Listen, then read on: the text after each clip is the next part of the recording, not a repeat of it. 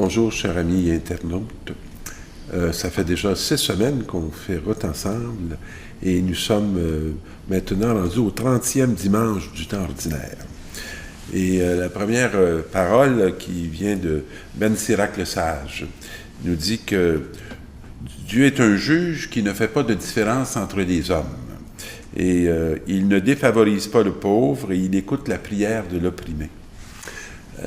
Dans cette parole-là, on nous dit qu'il ne méprise pas la supplication de l'orphelin, ni la plainte répétée de la veuve.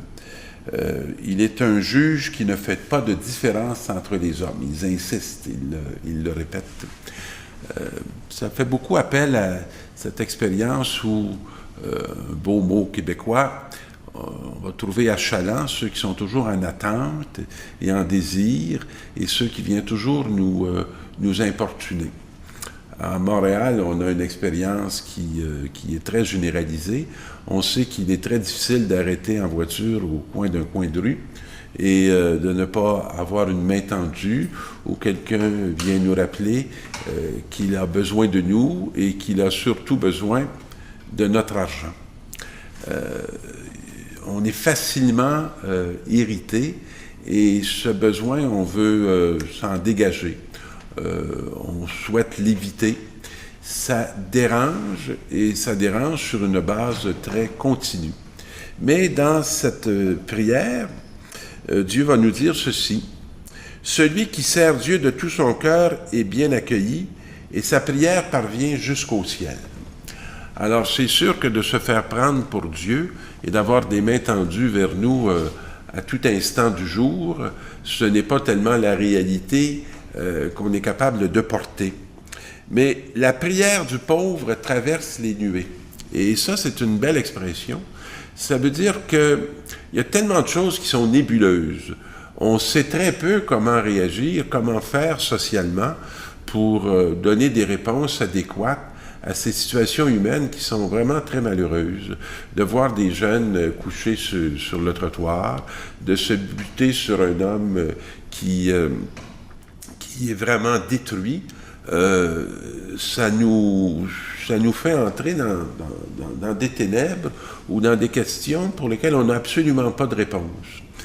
De ne pas interroger le Seigneur et de ne pas être fidèle dans la nuée, dans ce qu'il y a de nébuleux, c'est sur ce point-là que cette parole vient beaucoup nous interroger. Tant qu'elle n'a pas atteint son but, la prière du pauvre traverse les nuées. Tenir dans la prière, tenir dans cette souffrance, tenir dans cette situation qui est très inconfortable pour obtenir une réponse et une lumière qui vient de celui qui est l'auteur de la lumière. Il demeure inconsolable. Se consoler en se coupant de cette réalité, en levant les yeux, en méprisant ces demandes constamment renouvelées, ce n'est pas une manière d'être un pauvre, ce n'est pas une manière d'être, je dirais, devant Dieu, parce que souvent, on aime beaucoup se tenir devant Dieu comme un riche qui a des solutions à tout et qui peut toujours trouver une réponse à tout besoin qui lui est présenté. Alors que la réalité est toute différente, on est habituellement dépassé. Pour être curé de paroisse, je suis dépassé chaque jour parce que je ne sais pas vraiment comment la vie de ce milieu, de cette communauté, va pouvoir être possible parce qu'elle n'est pas possible à partir de moi.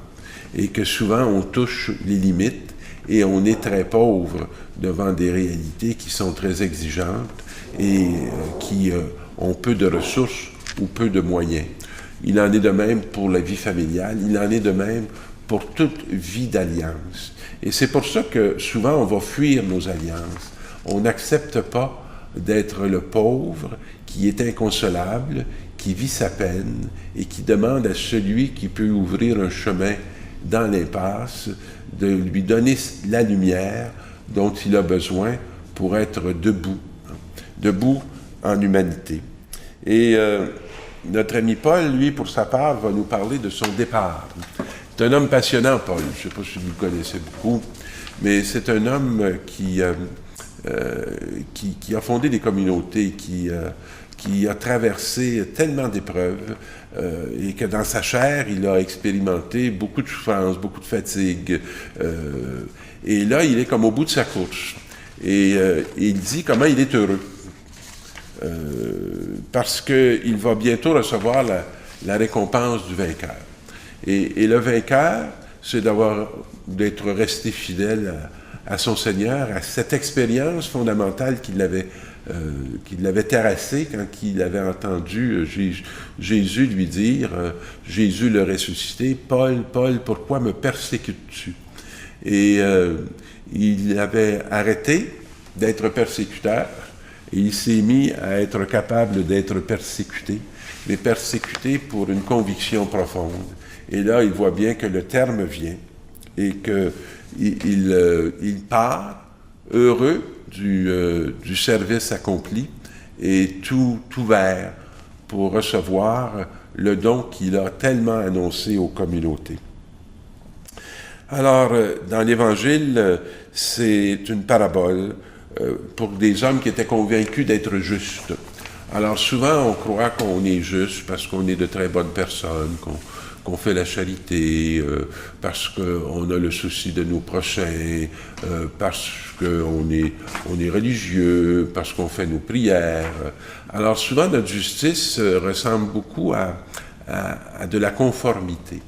On se conforme assez bien à ce qu'on peut attendre de nous et à ce que notre éducation nous a peut-être révélé de ce c'est quoi être une bonne personne. Alors, dans cette parabole, Jésus va justement nous parler d'une bonne personne qui se met en première place et qui prie son Seigneur plein de satisfaction de lui-même. Alors, notre ami Paul n'est pas plein de satisfaction de lui-même, il est plein de satisfaction envers son Dieu qui lui a donné un souffle et qui lui a donné la force d'aller jusqu'au bout, lui qui n'était rien. Alors, et dans la parabole, on a ce deuxième homme qui est tout à l'arrière et qui se frappe la poitrine en disant Seigneur, Seigneur, prends pitié du pécheur que je suis. Je ne sais pas si vous êtes découragés d'être des pécheurs. Moi, je trouve encourageant de reconnaître mon péché, parce que même si je ne le reconnais pas, ça ne fait pas de moi un être moins pécheur, je le demeure, mais de le reconnaître, ça fait que je peux aussi reconnaître l'amour qui ne m'en tient pas rigueur. Et prends pitié de l'être pécheur que je suis, ne me laisse pas être dominé par ce péché, par ce mal qui a des racines en moi, mais viens par ton amour, viens par ton être déraciner ce qui me dépasse et ce qui m'anéantit. Et de savoir qu'il y a un amour qui ne nous juge pas, qui ne nous condamne pas, ça nous donne la liberté de pouvoir en paix regarder et se regarder tel que nous sommes pour se confier à celui qui peut nous appeler à devenir juste comme lui, capable d'accueillir son amour et capable de la partager. Voilà ce qui est notre mission. Voilà à quelle humanité nous sommes appelés, témoins d'un amour qui nous dépasse, mais qui passe par nous.